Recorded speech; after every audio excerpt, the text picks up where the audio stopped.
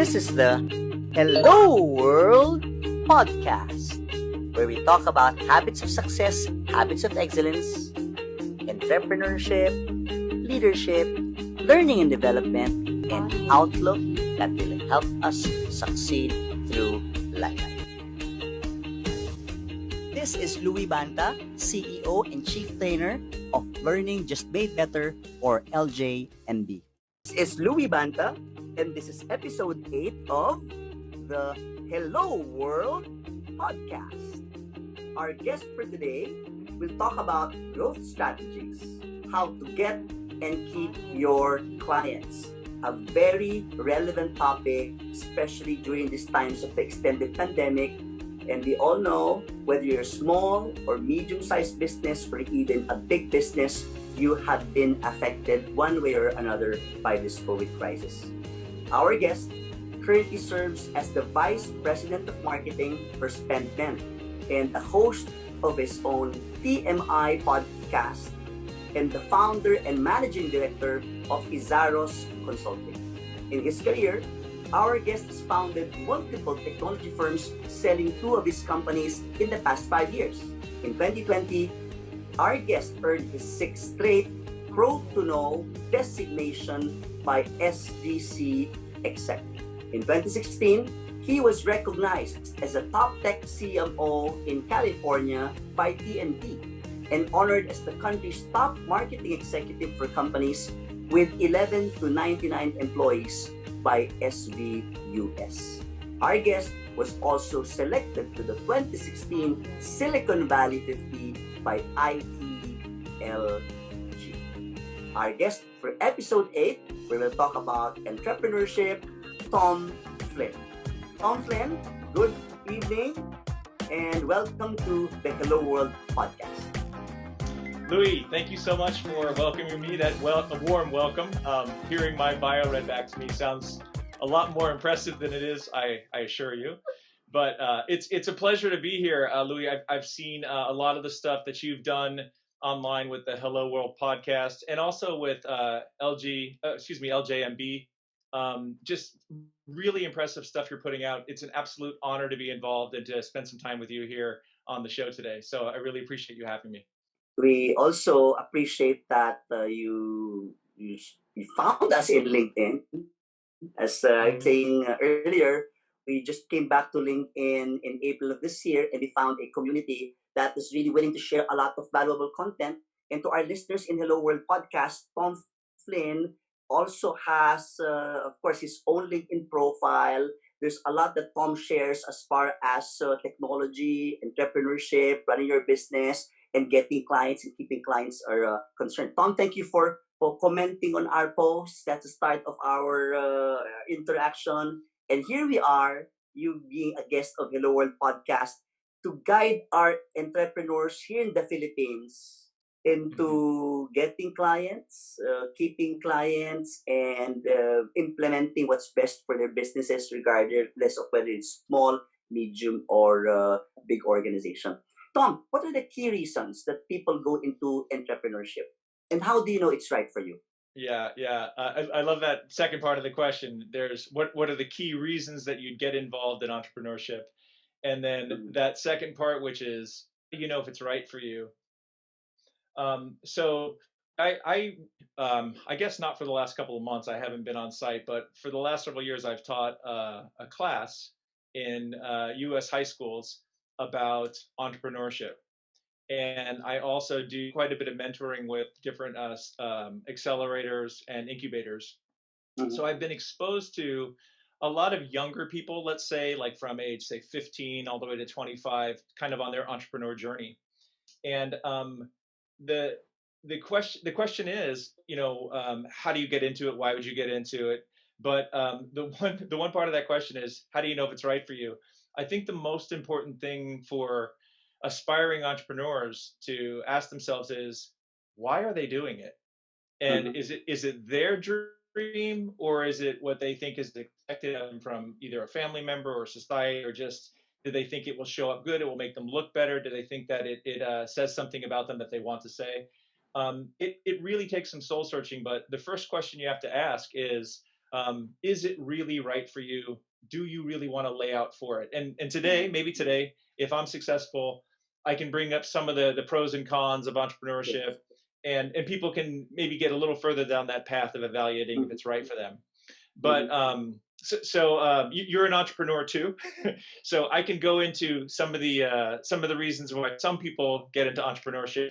But I'm going to ask you. I'm going to reverse the Yes, sure, interview. sure. I'm going to ask you why you got into it too. But I'll share a couple of my ideas on why people get into it, if that's. Go. Um, so the first reason, and I think the most successful reason people would get into it, is because they have a burning desire to solve a problem. There's a problem in the world that they're seeing. Maybe they've experienced it themselves, or maybe they just observed it. But to me, the most righteous and probably the longest lasting reason to become an entrepreneur and stick with it is because you really believe that there needs to be a solution to something that people are suffering from.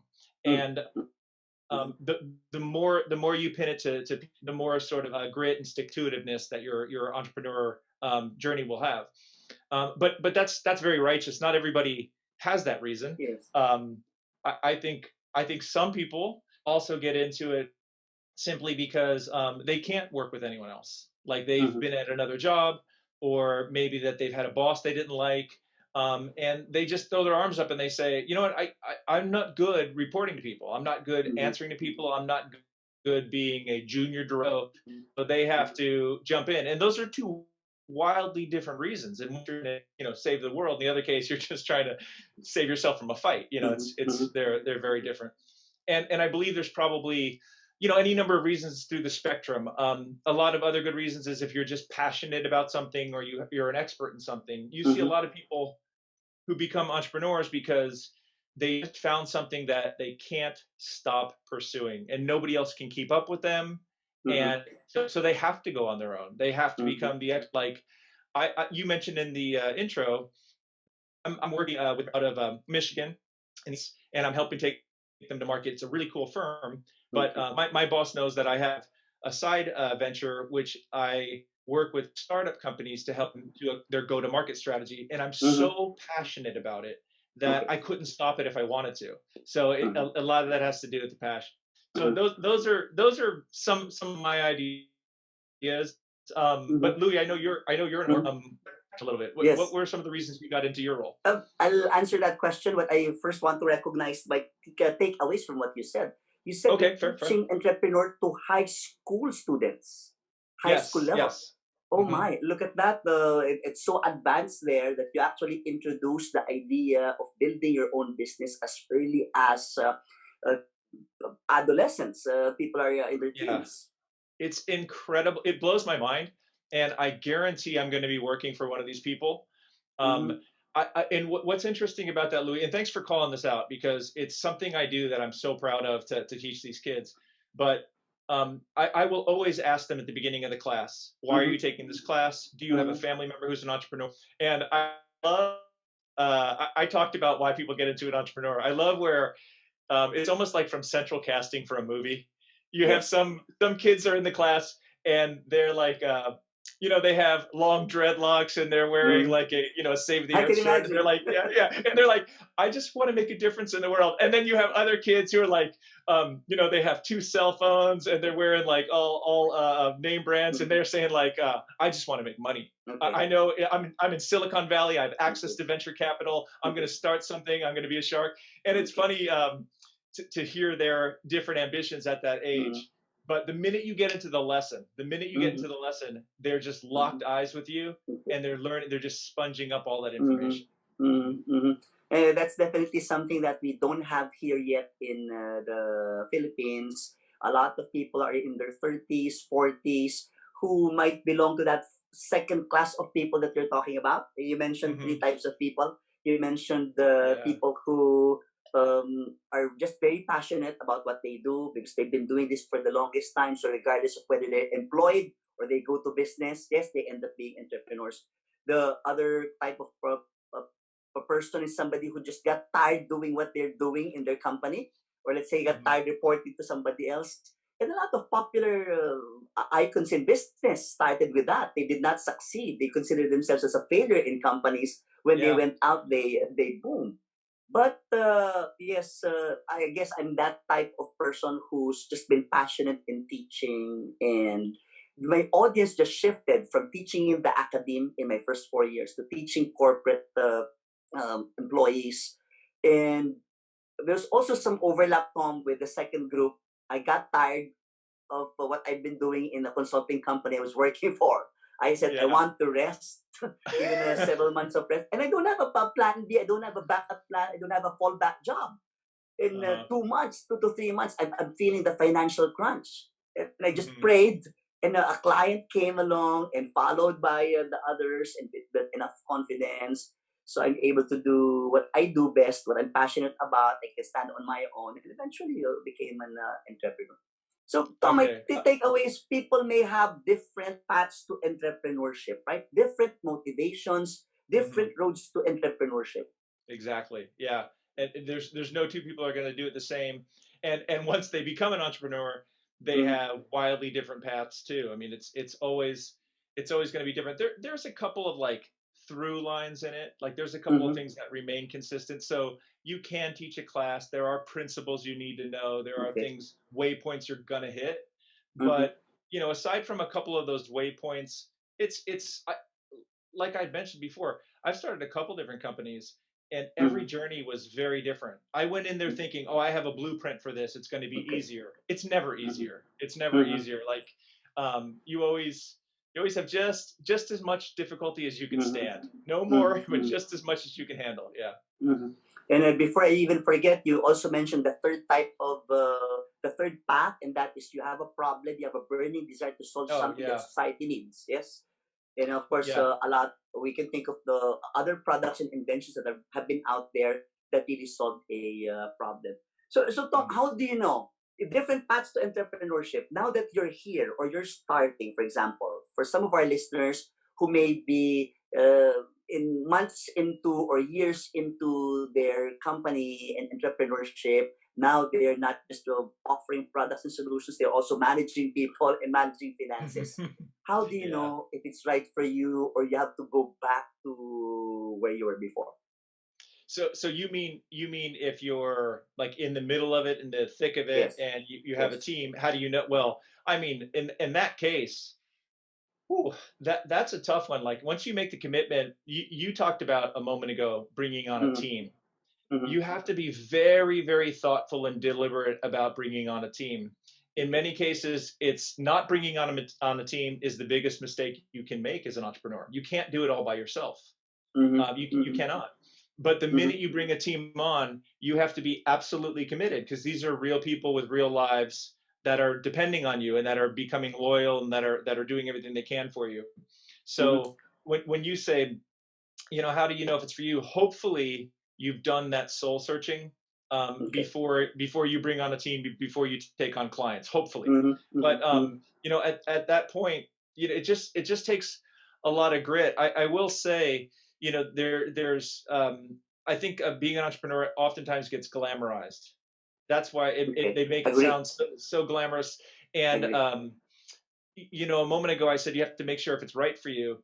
The reason why I say that is because if you find yourself 6 months or a year down the road in the Mm-hmm, middle of a venture, especially mm-hmm, if you borrowed money mm-hmm, or if you hired somebody and you never loved it or you never believed in the cause, mm-hmm, then you've done a great disservice to a lot of people. So mm-hmm, you should really try to do all that soul searching. And I want to give everyone the space here. It is okay if entrepreneurship is not for you. It's okay. It's mm-hmm, okay if you decide maybe you're better working for somebody, or maybe you need a little bit more time to learn. mm-hmm, Maybe you want to be a number two in a company. Maybe you want to be at a startup. There's no shame in realizing that you need to spend time to find out if it's right for you. It's mm-hmm. it's so it's so we've turned all these entrepreneurs, these recognizable entrepreneurs like Zuckerberg or Yes. Elon Musk. We've turned them into rock stars, and it's so Mm-hmm. desirable to be a rock star. Yes. But there's a lot of people who never make it to the main stage. Like there's a Mm-hmm, lot of mm-hmm, people who are stuck, playing guitar in coffee shops. Not everyone becomes mm-hmm. a rock star, and you got to decide Correct. if that's for you. Correct. Two things that struck me from what you said there is my takeaway is there's no turning back. once you really get into it, once you start to grow it and expand it, because you now have an obligation to, of course, your stakeholders, your customers, and your employees. Let's say you're not making that Yes. much money. You have a team, you have people who believe in your vision, yes, who entrusted their careers to you, even if you're a startup. Second thing is you also made a very important point.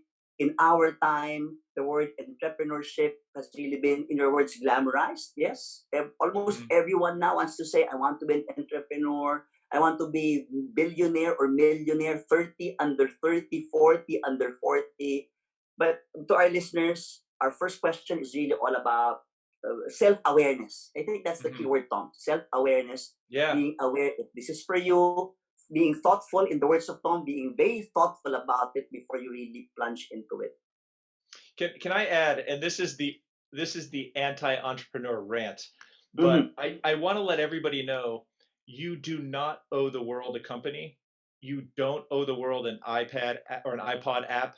You don't owe the world like $1 million in your bank account. You don't owe Mm-hmm. that to your parents. You don't owe it Mm-hmm. to your partner. You don't owe it Mm-hmm. to anybody. You owe the Mm-hmm. world the pursuit of finding out who you are, Mm-hmm. what motivates you, what makes you happy, and pursuing Mm-hmm. that. Now, if you bring kids into the world, different story. You owe your kids, Correct. safety and shelter, etc.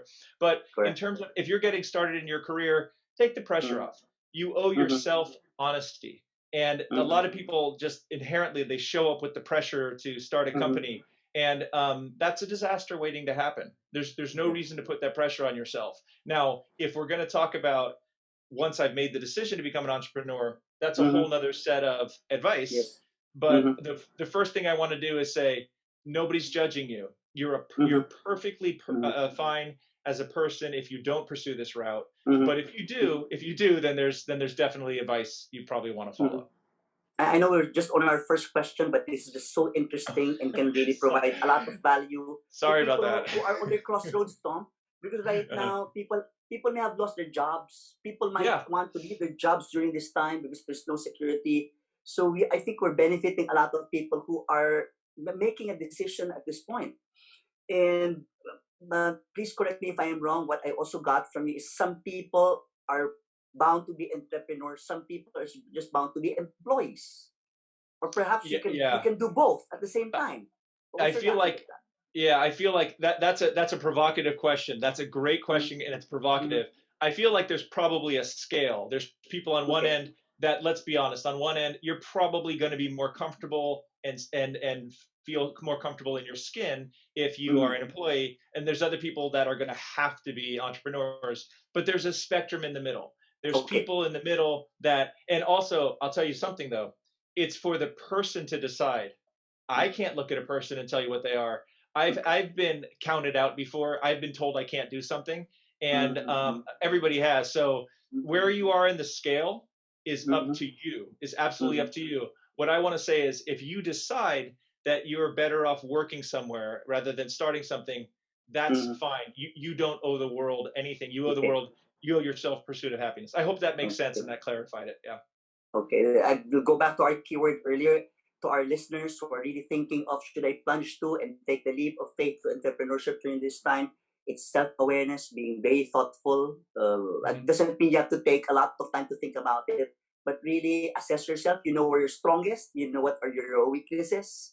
Is Mhm. entrepreneurship for you, or are you more comfortable really having a stable job and you work for someone else?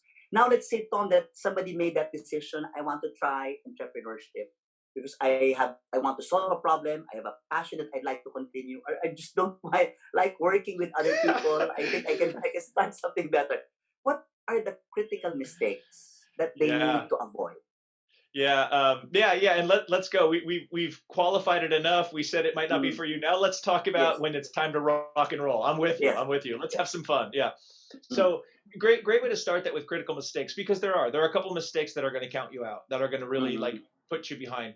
mm, The first one is, business is, there's a big math equation to business. There's a big math mm, equation to business.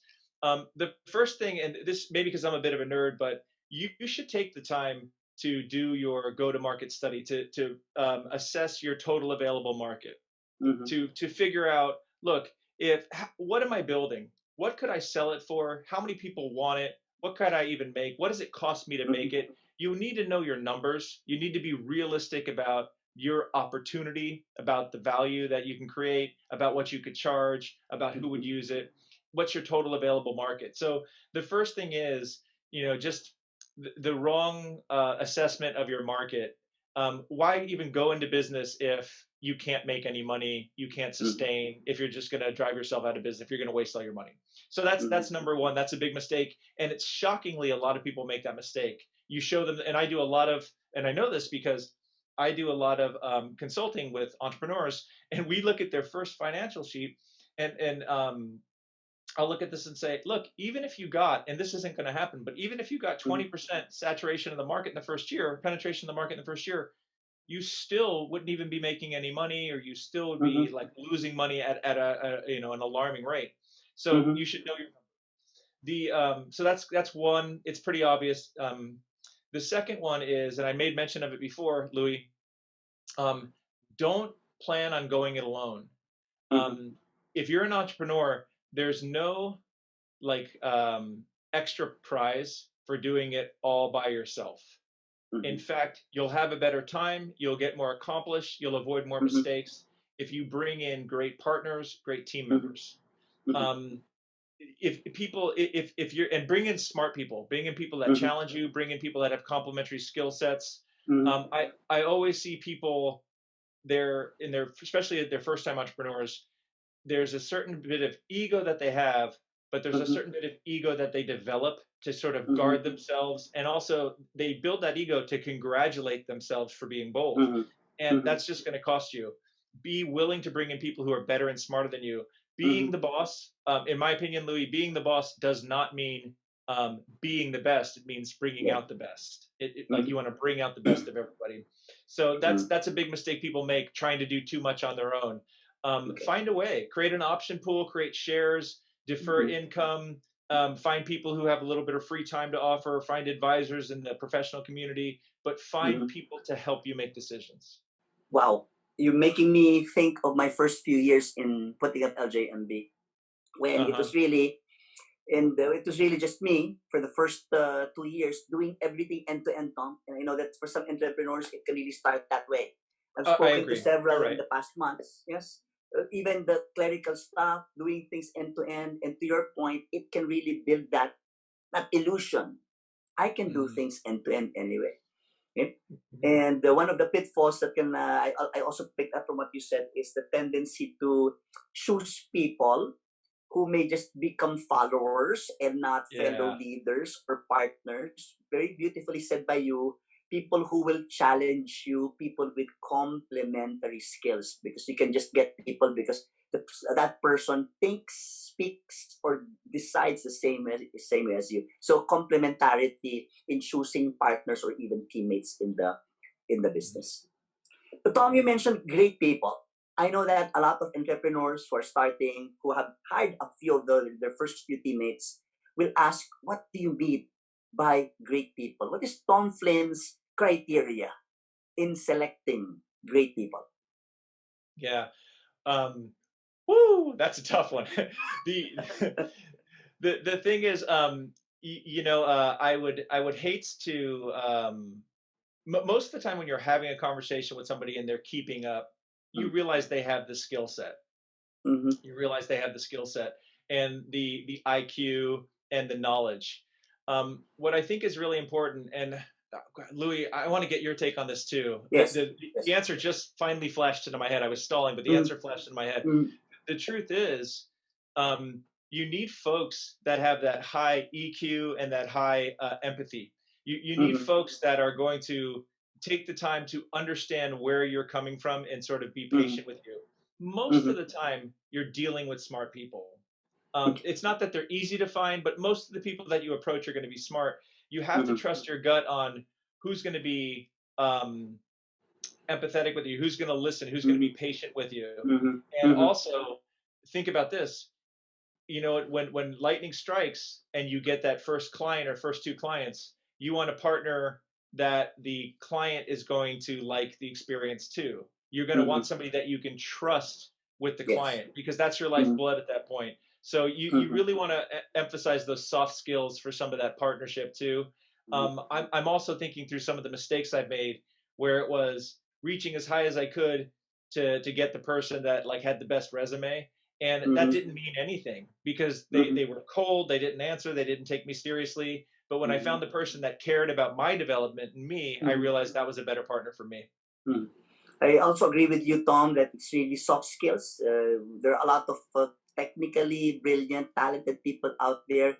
I also believe in fit. Yes, one person may fit in one business situation, but not in yours. You mentioned that broad term EQ, and I agree because one of the first facets of EQ is self motivation. And for me, Yeah. especially with what we've experienced in the last 5 months, or business went to zero, or our old ways of working have really been rendered obsolete. I needed self-motivated people who will find the solutions to problems. So I just set the direction. And Tom, this is true story for LJMB. I said, well, go to webinars. We haven't done it. I don't know how to do it. In 4 days, I want a webinar. I will start in that webinar, and then Rain and Elaine and the rest of the team just put it together. And I think self-motivation is there because it may not be skills. It's finding out finding ways, figuring things out. And yes, a self-motivated person with high or low level of skill, I believe will be able to do that. Yeah. Tom, we talked about critical mistakes, and you mentioned something on financials. You also touched on people. Now let's focus on product and solution.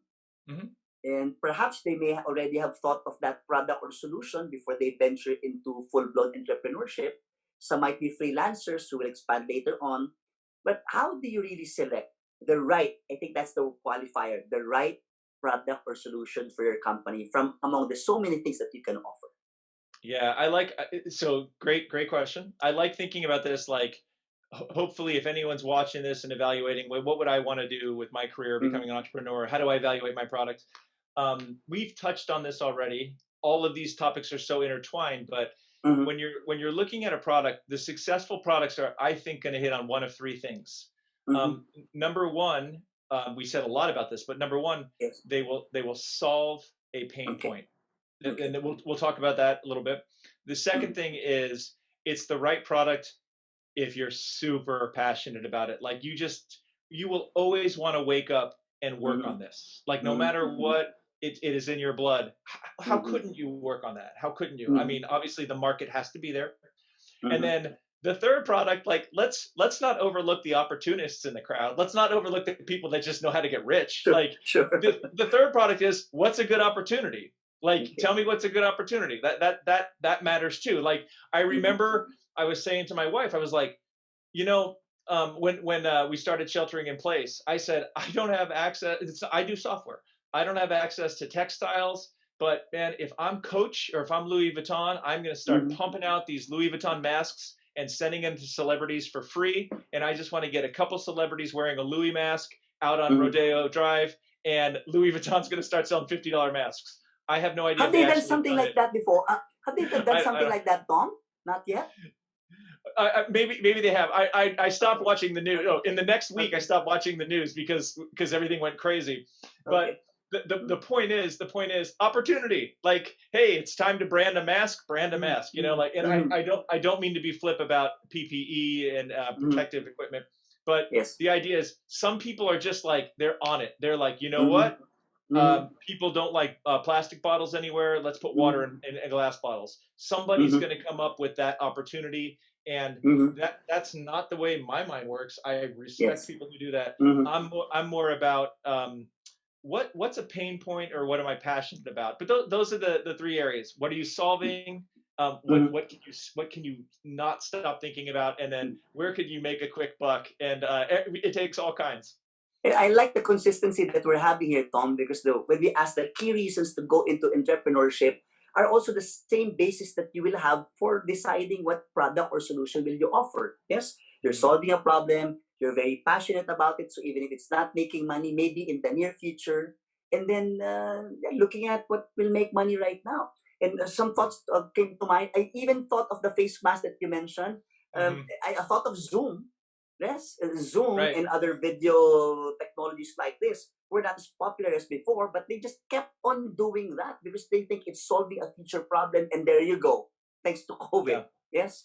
Yeah. Um, I even thought of face shields because here in the Philippines, people are now asking me, Louis, what's the best business idea to now offer?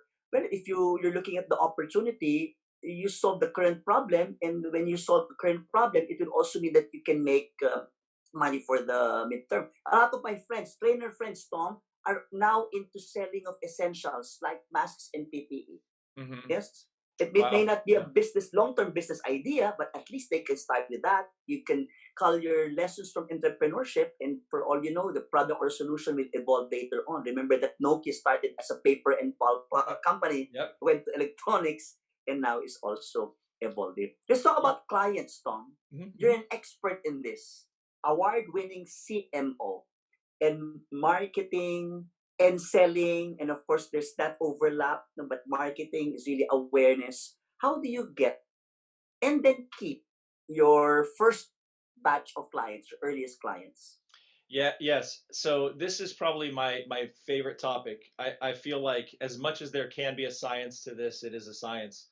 And not only have I done a lot of marketing work and go-to-market strategy, but I have been on the other side. I've been a salesperson. I've sold to over 300 Fortune 1000 companies in my sales career. Mm-hmm. And what I would say is there's a real big buzz in just the online community now. It really spiked a couple months ago, but people talking about empathy. I use that term. I always use the term pain points. Mm-hmm. What I realized was it's such a hard thing for young salespeople to know, but when you're talking to a potential prospect or a target about their world, their existence, they are up late at night thinking about what is blocking them from hitting their goals. They're thinking about what obstacles are they facing on a daily basis. They're thinking about how do I get my staff their bonus? How do I get my bonus? How do I get out of work at 5 o'clock on Friday? They're thinking about how do I get my manager who's antagonistic to stop being antagonistic. It's pretty basic. And when you talk to them, you probably if you're in keen, you can probably think, let me do some research on CFOs at large manufacturers, or let me do some work on CEOs of startups. You could probably figure out what their 2 or 3 biggest pain points or problems are. You could find out what their goals are. You could find out what their problems keeping them from those goals. My argument to any young salesperson, especially an entrepreneur, would be when you're selling, laser focus on the client and their experience. In many times, entrepreneurs absolutely fall in love with their world. They fall in love with, I'm staying up late. I've built something better. I'm more honest than my competitor. I've made a new button that's blue and it's better. And they want to talk about all the stuff that they did in a laboratory to make their product better because that's their world. It's 2 feet in front of their face. They can't get away from it. And if I go in to sell a CFO and I tell him, you don't understand, I stayed up all night with this. I made it blue. My competitor only has red. I work harder than anyone. I still haven't talked about anything the CFO cares about. Yes. Like he's thinking, I don't have a strategy for cash flow, in the wake of COVID-19. So what you need to do is totally put your product on the side and engage them just where it hurts them. Talk to them about, and you don't have to ask what hurts you. You can guess. You could probably figure it out. So the first thing is empathy, focus on pain points. There's a whole lot of strategies around this. It's very simple to say. A lot of it's a little bit trite, but there are strategies to be a steward of the industry's pain points, to be a thought leader. I always say that thought leadership doesn't mean coming up with the best ideas. Thought leadership means hosting the most meaningful conversation and standing next to it.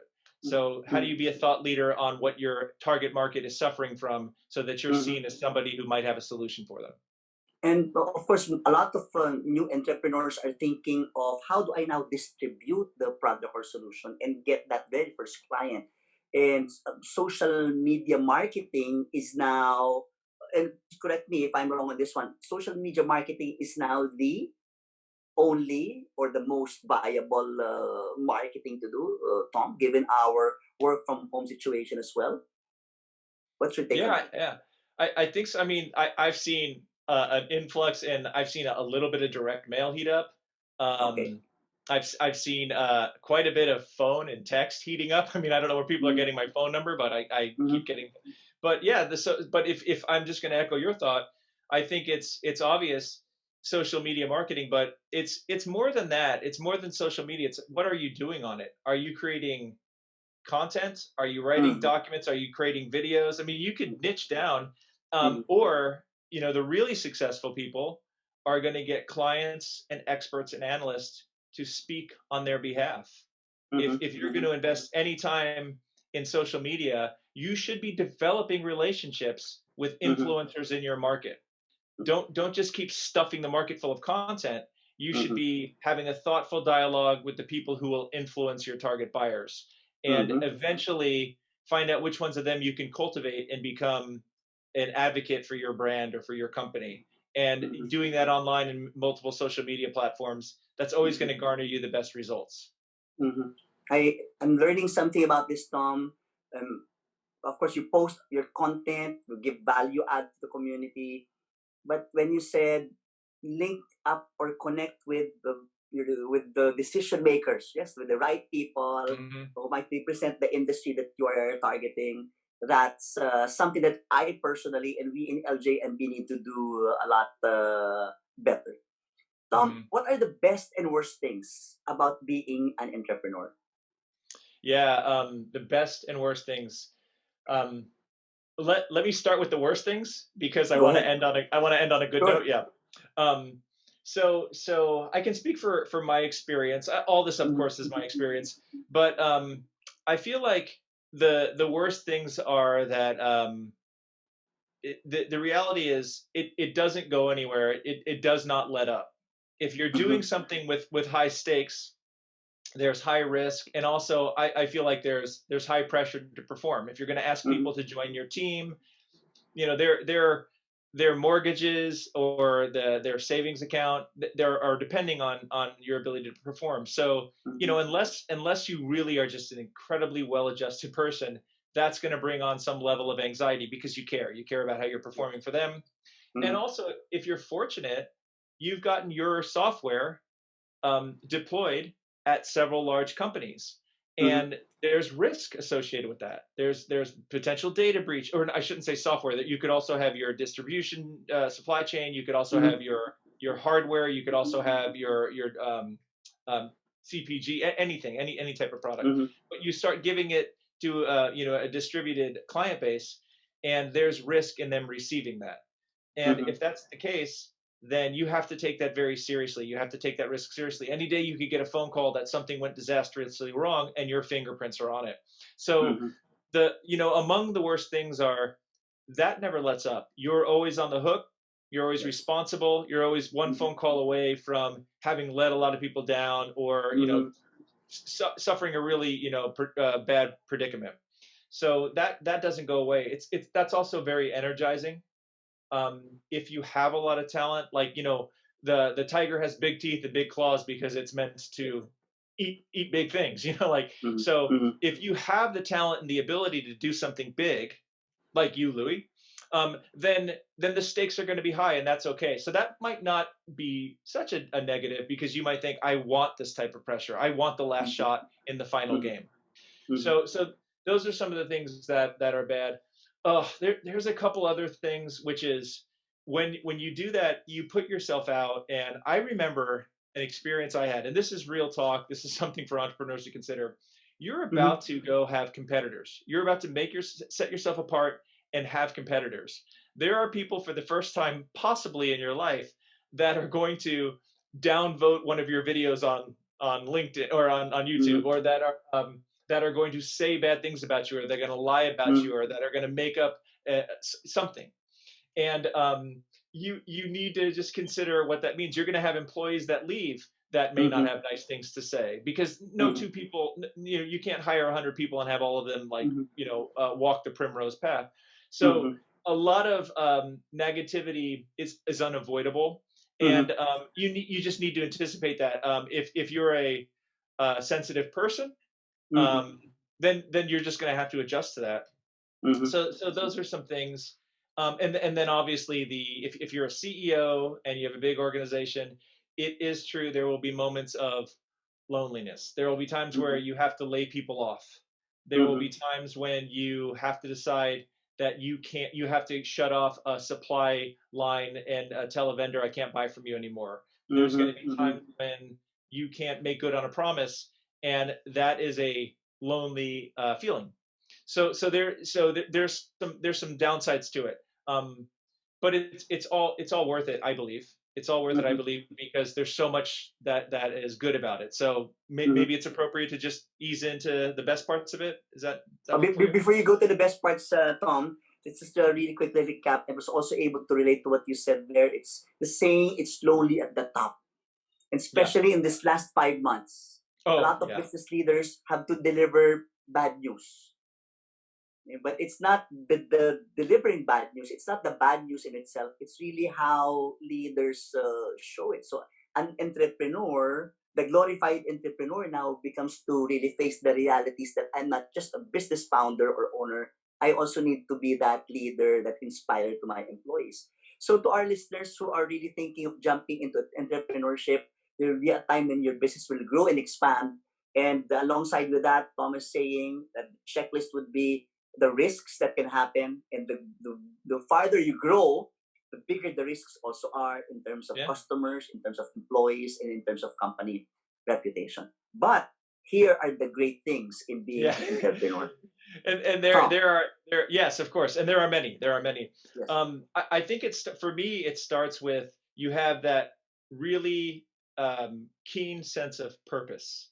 You wake up in the morning with a purpose, and Mm-hmm. it's not just it's not just the problem your company solves. It's not just the ability to make good on your passion. If you're an entrepreneur and you've brought in some staff, it's the ability to impact other people properly. Mm-hmm. I will say, I've been through all these different phases of my life, but I remember once I had to lay people off. And I remember one of the people that I laid off, they said, Tom, this must be so tough. I laid them off. They were now without a Mm-hmm. job. I still had my job.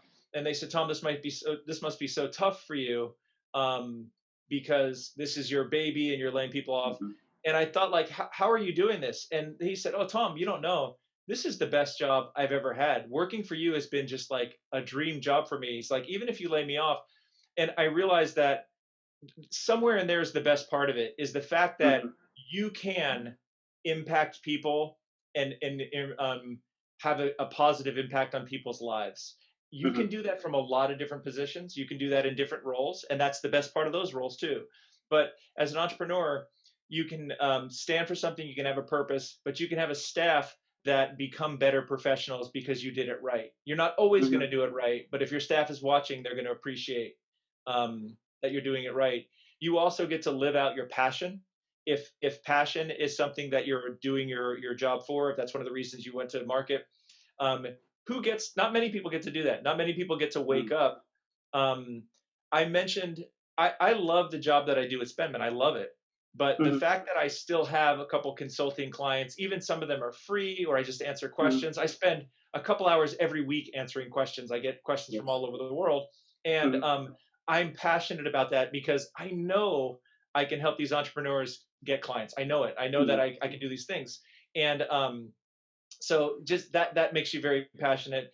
And then the other great thing is, Louis, this depends on who you are and how you feel about it, but Mm-hmm. your fate's in your hands. You Yes. you you you get to choose how successful you can be. Sometimes when you Mm-hmm. work at a job, there's a limit to the money you can make every year if that Mm-hmm. matters to you. There's a limit to your bonus if that matters to you. There's a limit Mm-hmm. to where you can go, where you could speak, who you could sell to. If you're an entrepreneur, there's zero limit on you. Mm-hmm. And I Mm-hmm. feel like as a human being, your id or your ego, you some of us need to know I think I could do anything, and I want to be in a role where I can do anything. And Mm-hmm. that is the people who are hearing me right now are really hearing me. The people who don't hear me right now, fine. But if Yes. if you feel like you could do anything and you're in a role where you're now afforded the opportunity to like just leap tall buildings in a single bound, then Mm-hmm. then that's just a great place to be. It's very fulfilling. Mm-hmm. Wow, we circled back, Tom, to the reasons of being Yeah, in to entrepreneurship. yeah, Yes, you have that purpose, which is also coming from your passion. Linking right. that to you wake up each day, you're solving a problem that's important to society, and you're doing something that you love. Another takeaway from what you mentioned is now introducing another shift from entrepreneurship. Wow, I built a business, I'm growing it, to leadership. When you said really facing tough conversations, making tough calls, and even letting go of people. It's not the fact that you let go of people, just like your story. People come back to you and say, despite of that, things were good. From entrepreneurship, I believe that the next challenge would be really leadership, transforming yourself into leaders. It's easier to found a business, to put it up. It's a different issue becoming a great leader to your people. And that now deserves another round of discussion, Tom. Wow, time flew by so fast. Eh? That was fast. Yeah. And even if we said that we wanted to talk more about getting and keeping clients, I liked it as well that we, in the true spirit of the letter E in Hello World, entrepreneurship, we gave our listeners a lot more to chew in terms of should I jump? Should I take that leap of faith? And if I'm now starting and I have a lot of frustrations and problems, what do I do moving forward? And you just provided that, Tom, a lot of insight, a lot of thinking and reflection that our listeners in Hello World should really think about. Tom, any last piece of advice to our listeners who are about to or are in the early stages of the business experience? Um, I do think we probably covered it all, and probably several times. You seized on a key concept based on some of the points I made. I think you said it a lot more eloquently when you talked about self-awareness. I Mm-hmm. would just repeat that point: is that Mm-hmm. this always has to work for you. At the end of the day, it's you staring up at your ceiling as you go Mm-hmm. to bed. Those Mm-hmm. really like quiet 3 a.m. in the morning thoughts, and just make sure every decision you make is right for you. You don't Mm-hmm. owe anybody anything else. Just make the decisions that are right for you. So that's Mm-hmm. really that's one parting thought, Louis. The other parting thought is how grateful I am that you guys had me on your podcast. I really admire the work that you mentioned Lorraine by name, but how you and your staff. I admire the work that you guys do. I admire the Thank content you you. put online. It's a real honor to be part of this show tonight, and I hope that I delivered and I gave you some content that's good and that your viewers can benefit from. Definitely, Tom. You also inspired us and motivated us to really go further. A lot of people in LinkedIn, just like you, who would appreciate what we do, are now our inspiration. It's no longer about looking for clients because Mm-hmm. it's the paradox. The more you give, I believe, the more you give, the Mm-hmm. more you also receive. So, Tom, how do they get in touch with you? What's the best way to reach out to you for questions and for perhaps for yes, some additional help on entrepreneurship and marketing? Yeah, yeah. I wish I knew my LinkedIn handle off the top of my head. Okay. But what you'll want to do is just go to LinkedIn and Mm-hmm. search for Tom Flynn. Okay. I live in the city of San Jose. Mm-hmm. My current company is SpendMend, Mm-hmm. Mm-hmm. SpendMend. My consultancy is called Izaros, Mm-hmm. Izaros. But just find me on LinkedIn, and I mean it. Please send me a message or ask a question. Please link in. If you post any content, let me know about it. I love to follow it. I love to like it. I love to comment on it and share it. I have a great community on LinkedIn. I'm very active on there, and I love getting to know everybody. It's a great pleasure to really have you here in Hello World, Tom, and looking forward to future collaboration and see you around in LinkedIn. Sounds. This is Louis Banta of LJMB. Thank you for watching my video. To watch more videos like this, click subscribe and hit the bell icon below. If you like this video, please give it a thumbs up, comment down below, and share it to others.